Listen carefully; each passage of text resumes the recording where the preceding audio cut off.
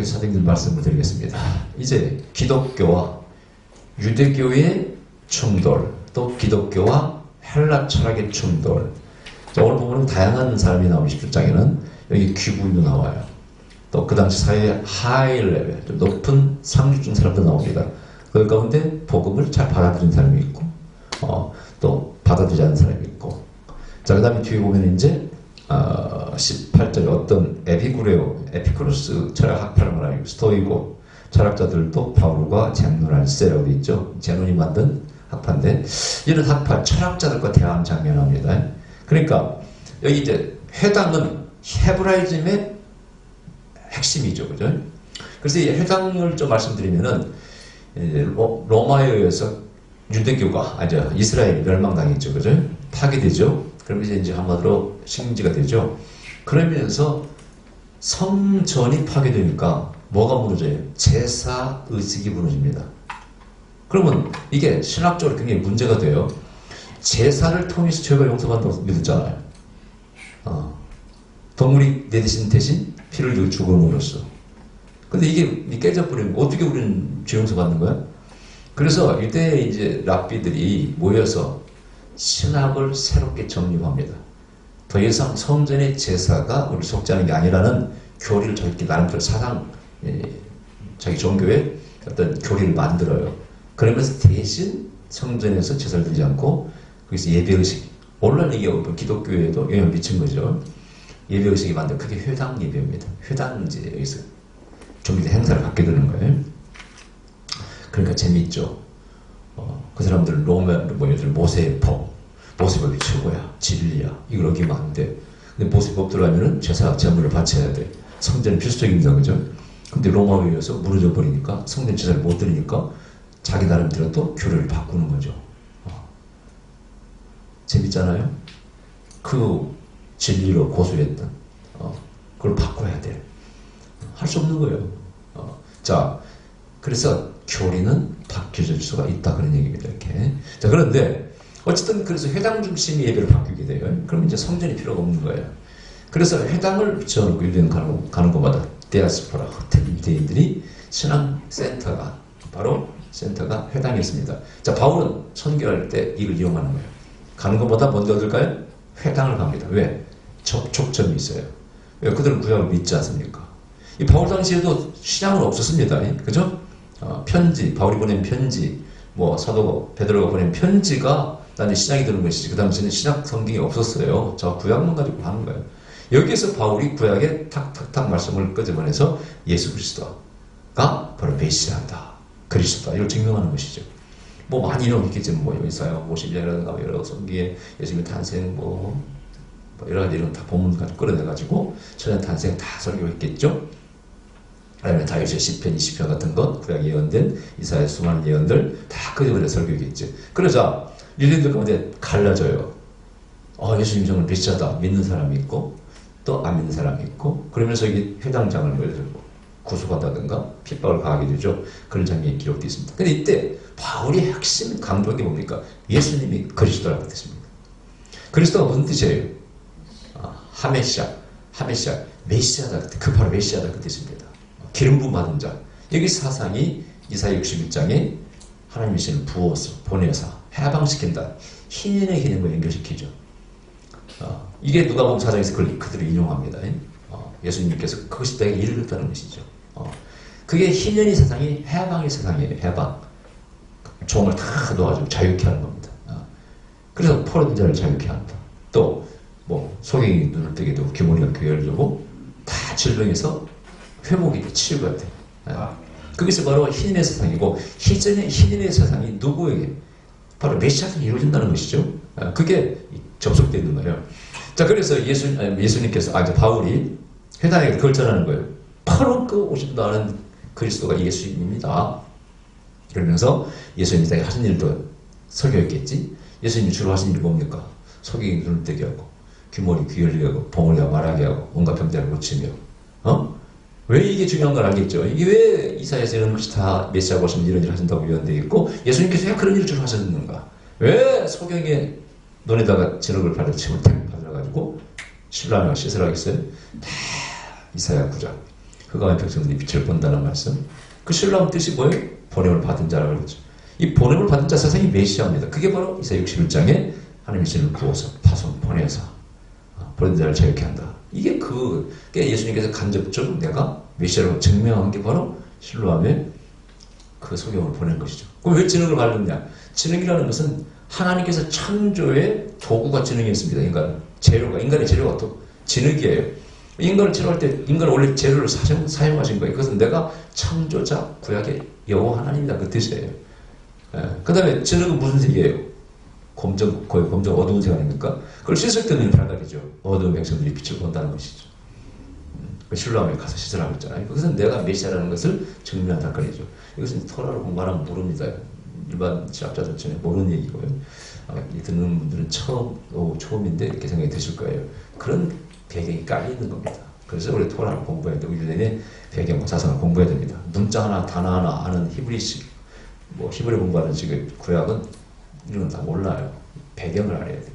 이게 왜 이렇게 기록되었는가, 이런 사건이 있었는가. 자, 그래서 이제 논쟁을 하는 거예요. 근데 여기 보니까 귀부인들, 특히 베레아 사람들은 데살로니가에 있는 사람보다 더 신사적이어서 간절한 마음으로 말씀을 받고 이것이 그러한가요? 날마다 성경을 상고한다고. 베레아 사람들이 신사적이었어요. 어떤 사람은 베레아 이렇게 따라서 이름 지은 사람들이 있죠. 못 있으니까요. 그 다음에 그에 보면 귀부인들도 받아들이는 사람들이 있어요. 14절에 그리고 어떤 사람은 곧 경건한 헬라인의 큰 무리와 적지 않은 귀부인도 권한을 받고 바울과 실라를 쫓으니 헬라 사람들 받아들이고 그러면서 이방인에게 복음이 전파되고 뒤 후반부 나오면 바로 유명한 헬라의 철학의 본고장 아테네 성기사 아덴이라고 되어 있죠. 그 중에서도 새로운 사상을 만들어내는 사람들이 전파할 때 연설하는 것이 아레오파고 언덕이에요. 뒤에 나옵니다만 그 사람들은 헬라 사람들은요 새로운 사상이 아니면 들으려고 하잖아요. 이미 다 들었어 그런 것은. 그럼 그 당시 헬라의 철학자가 아스탈레스, 소크라테스 다 있잖아요. 에피쿠로스 다 있을 거 아니에요. 제논 다 있을 거 아니에요. 그런 사람들이 이미 철학에 지금 기초가 되는 것을 다 얘기했어요. 에피쿠로스 학파가 모든 물질론자입니다. 이 세상은 원자로 구성된 물질과 허공밖에 없다. 그건 이제 나중에 아리스토텔레스 사상에서 보면은 실제 일어난 일과 형상과 진료라고 그래요. 형상과 진료. 형상이 있고 이걸 만드는 진료가 있잖아요.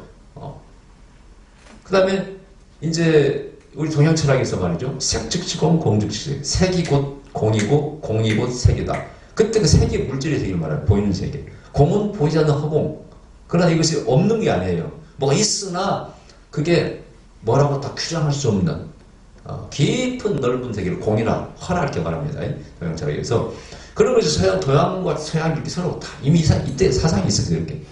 그런 걸 막 주장해. 그 다음에 우주의 출발점이, 생명체의 출발점이 뭐냐? 시작이. 탈레스는 물이다. 어떤 사람은 공기다. 어떤 사람은 불이다. 막 주장을 했어요. 그래서 이 우주에 네 가지 아니면 몇 가지 그 재료가 있다는 거예요. 불이다, 물이다, 공기다. 이런 걸 막 의논하고, 막 토론하고, 막 얘기할 때예요. 근데 이미 그건 다 들었어. 다 들은 얘기야. 누가 새로운 뭘 말하는 사람이 없나? 이걸 찾는 거야, 헬라 사람들은. 성경에 기록되어 있습니다. 뭡니까?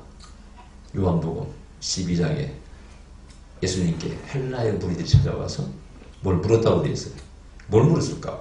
바로 새로운 걸 듣기 위해서 온 거야, 헬라 사람들이. 철학을 좋아하니까. 새로운 진리, 새로운 가르침. 그때 예수님께서 뭘 가르쳤어요? 하늘에 멸하에 땅에 떨어져 죽은 많은 일을 맺고 죽지 않는 하나님께서 있다. 해다 물이다 아니 공기다 불이다 이런 얘기를 한 게 아니라 하나님의 미래를 희생의 원인을 말씀합니다. 이 사람들이 처음 듣는 얘기거든 그게. 자 바울도 이렇게 가서 연습 때 딱 아랫배로 올라갑니다. 이 사람들이 저 사람은 무슨 철학진이야 무슨 말하러 올라온 거야. 그때 바울이 딱 간파를 해요. 야 너 아덴 사람들 보니까 종교성이 많아. 보니까 도체 신상이야. 무슨 여신상 무신상 헬라의 신들 얼마나 많습니까. 종교성이 많다. 근데 그 중에 보니까 알지 못하는 신에게라고 또 만들었다는 거예요. 그걸 딱 집어내요. 너희들 참 대단하다. 종교성이 대단하는데 그 중에 알지 못하는 신에게라도 그렇게 만들어 제사를 드리는데 그 알지 못하는 신에 대해서 내가 원래 말하러 왔다. 그러니까 사람들이 쫑긋한 거야. 처음 듣는 얘기구나 이거. 지금까지 누구도 얘기 안 하는 얘기를 하는가 보다. 그랬더니 이 바울이 뭘 얘기합니까? 유일신 이야기를 합니다. 그런데 예수님의 희생, 십자가와 부활 얘기를 하는 거야. 이 처음 듣는 얘기야. 그래 안 그래요? 이 사람들은 지금까지 뭐 철학적인 방법으로 접근합니다. 이 철학이 답이 있어요? 없잖아요. 그리고 그 사람들은 다신론을 믿잖아요. 이 철학의 헬라의 철학이 어디서 왔다고 했어요? 좀 인도에서 왔다고 했잖아요. 인도에서 헬라에서 로마라고 합니다. 그래서 로마 신화의 뿌리가 헬라 신화. 헬라 신화 뿌리는 인도의 신화입니다, 여러분. 근데 인도의 신화의 뿌리가 다신론 아닙니까? 거긴 지금 또 모든 원숭이도 신이다, 개도 신이다 해서 거기는 원숭이가 아주 살판 났습니다. 잡아먹지도 않고 소도 말이죠. 물소는 먹어요. 그러나 일반 소는요 절대 신이를 안 잡아먹습니다. 소가 한가하게 걸어가는 길거리 보면은 야 여기는 정말 소천국이다. 신들이 가면 소를 막 키워 이렇게. 그런 사설이 나온 거예요. 여기 가서 이 바울이 아니야. 하나님은 한 분이시다. 그리고 독생자를 보내서 우리 죄를 대신 지고 돌아가시고 그분이 돌아가시면 우리 죄 용서받고 구원받게 되고 하나님 자녀가 되고 그분은 부활하셨다. 처음 듣는 얘기야. 근데 여기서 핵심이 뭡니까? 왜 그분의 의를 위해서 신이 죽느냐요? 희생하냐 할까요? 희생의 개념을 자기들은 몰라요. 모든 헬라의 신들은 대접받고 인간들에게 경배받는 대상이지 뭔 희생을 합니까? 그렇게 막 사랑의 신이 아니에요. 그렇잖아요. 신화를 읽어보지 그런 사랑의 개념이 있는가? 그거 없어요. 그런 개념이. 처음 듣는 얘기야. 또 부활했다. 부활의 개념도 처음 얘기해요. 아니 인간이 어떻게 부활한단 말이야. 이거 처음 듣는 얘기야. 자, 귀한 조금씩 듣습니다. 바울이 지혜롭게 복음의 핵심을 전하게 되는 것이죠. 그래서 이 헬라의 전도의 문이 조금씩 열리게 돼. 자, 그래서 우리가 이제 세상에 들어갈 때 뭘로 우리는 가야 돼요? 우리 기독교의 가장 위대한 점을 잘 알고 있어야 됩니다. 그러면서 우상을 여기 섬기지 말라 그래. 유일신 얘기하면 우상을 섬기면 안 되죠. 그러면서 뭐라 그래? 야, 우리가 믿는 이 우주를 창조하신 하나님이 어떻게 이런 형상에 담길 수가 있냐? 뭐 예를 들어 뱀을 만들어서 뱀을 실어 섬기잖아요. 어떻게 뱀 이런 형상의 이 우주를 창조한 위대하신 광대신 신이 그 형상을 입을 수 있으면 담을 수가 있나? 우리가 신의 자손이라고 하지 않느냐? 그럼 우리가 뱀의 자손이란 말이야? 이렇게 막 치고 들어간 거야. 어떻게 뱀으로 표현하시냐? 이게 잘못된 거라 이거야. 말이 맞잖아요. 헬라가 철학에 관심 있는 사람들이 이성적입니다. 상당히. 맞는 얘기네. 그러면서 그 미지의 무지의 세계를 복음이 유일신 사상과 우상을 섬기지 안 된다는 것과 십자가의 그 희생과 사랑, 신의 사랑과 그 부활의 능력, 신성 이것이 뚫고 들어가는 거예요. 그래서 그 우상을 많이 섬기고 여러 가지 철학으로 찌들었던 아덴을 깨우게 되고 유럽의 복음이 전파가 되는 것입니다. 이 17장 이 본문이 그런 장이에요. 왜 밖에 있는 철학과 종교의 충돌입니다. 이걸 목숨을 걸고 바울이 뚫고 가는 거예요. 주님께 나타나서 바울아 두려워하지 말라. 네가 전하라고 했잖아요.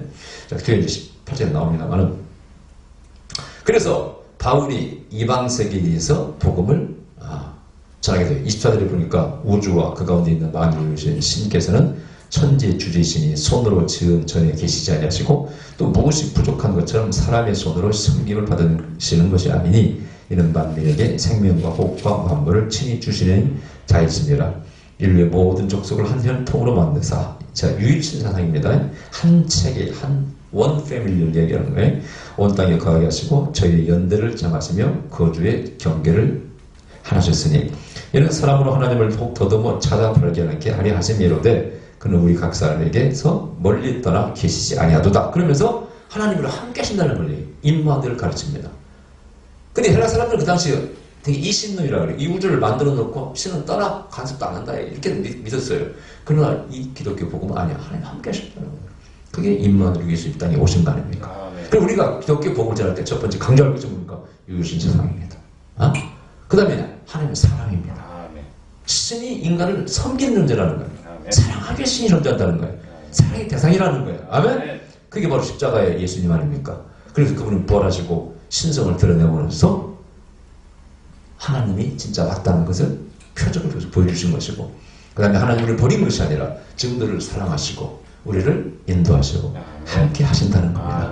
제가 전에 아일랜드 그 영어 강사가 우리 교회 놀러 왔었잖아요. 그 이제 얘기하면서 그 청년이 캐톨릭 신자입니다. 그래 종교적 얘기를 해. 그래서 내가 이제 자기는 이게 종교다원주를 믿어요. 캐톨릭이라고 하면서도 다른 종교도 구리 따지고 믿고 신앙이 없는 거죠 한마디로. 그래서 내가 물었어요. 그러면 내가 묻겠다 그랬어요. 네가 지금까지 20번 한 그때 한 21살 먹었나? 그렇게 살아오면서 너는 무엇이 가장 정말 진리라고 생각하느냐? 물었어 내가 이렇게. What's the most important thing for your life? 가장 내 삶 가운데 중요한 것이 뭐냐? What's true? What do you think about that? 뭐가 진리냐? 한번 얘기해봐라. 그랬더니 얼굴이 벌거져가지고 아무 말씀 못해. 그런데 그랬어요. I think as for me, that's love. It's love. 사랑이다. 내가 나이를 먹고 살아보니까 제일 중요한 게 난 사랑을 생각한다. 근데 사랑이 여러 가지 개념들이 있다. 용서도 있고, 뭐 베푸는 것도 있고, 뭐 많은데. 그 중에서 제일 어려운 사랑이 뭐라고 생각하냐면, 물으니까 또 대답을 못해. 얼굴만 벌게가지고. 내가 볼 때는 희생. 내 원수를 용서하고, 자신을 희생하며 사랑하는 것이다. 용서하고. 제일 어려운 거다, 이게. 맞지 않나요? 내 끄떡끄떡. 그렇잖아요. 좀 나눠주는 건 쉽잖아요. 그런데 원수를 위해서 목숨을 버리는 건 쉬워요, 이거예요. 자, 그런데 묻겠다. 이 우주의 역사 가운데, 우주라고 할 것도 이 지구 역사 가운데 위대한 현자가, 선생이 많았는데, 그 중에 공자도 있고 석가도 있는데, 그 사랑과 희생과 용서를 가장 참 잘 실천하는 분이 누구냐? 응? 물었어. 석가 그랬냐? 공자 그랬냐? 그분들 다 장수하셨어. 다 천수를 누리고 사시는 분이야. 뭐 희생이라는 개념은 그분들은 그렇게 보이는 건 없어요. 가르치겠지만은. 물론 좋은, 훌륭한 분들이지. I think. 바로 예수님이라고 했어요. 바로 예수님은 우리를 위해서 십자가에서 우리 죄를 용서하는 기도도 하시면서 목숨을 버리고 희생하시잖아요. 이때는 병자를 다 고쳐주고, 젊은 나이에 돌아가시잖아요. 그리고 아무 말도 못해요. 그래서 나는 예수님이 내가 섬기는 신으로서 자격을 갖춘 분이다. 그리고 죽음에서 부활하심으로 신성을 드러냄으로써 나는 그분을 내 신으로 믿는다. 어떻게 생각하냐? 너 캐톨릭 신자라면, 그러니까 얼굴이 퍽, 생각도 안 하고 살잖아. 되게 거기에 대해서는 생각을 안 하고 살아요. 그래서 대답을 못해. 그러니까 아주 마음속으로는 아주 굴복당한 거지. 꼼짝 거야. 그러나 나는 예수를 믿는다고. 그래서 신앙도 올바로 바로 믿어야 된다. 뭐 종교 하나 있다고 되는 게 아니다. 뭐 그 사람이 그렇다고 해서 맞다! 내가 예수 믿겠다 대답은 안 들어봤는데 아마 그 사람이, 그 청년이 굉장히 충격을 받았을 거예요. 아마. 그래도 여러분도 마찬가지. 누구 안 믿는 자에게 정말 기독교의 진수를 전할 줄 알아야 돼. 바울은 그것을 알고 있었고 전했습니다. 아멘? 다른 철학과 다른 종교, 특히 회당, 유대교와도 부닥칠 때 정면으로 예수님 바로 메시아고 그분의 부활과 십자가와 이 사랑과 하나님의 사랑을 전함으로써 돌파해 나갔어요. 아멘? 우리도 마찬가지입니다. 그런 것을 무장해 있어야 돼. 그래야 우리가 당당히 복음을 전할 수가 있습니다. 기도해 줍시다. 그러신 우리 아버지, 이 한 주간도 하나님의 말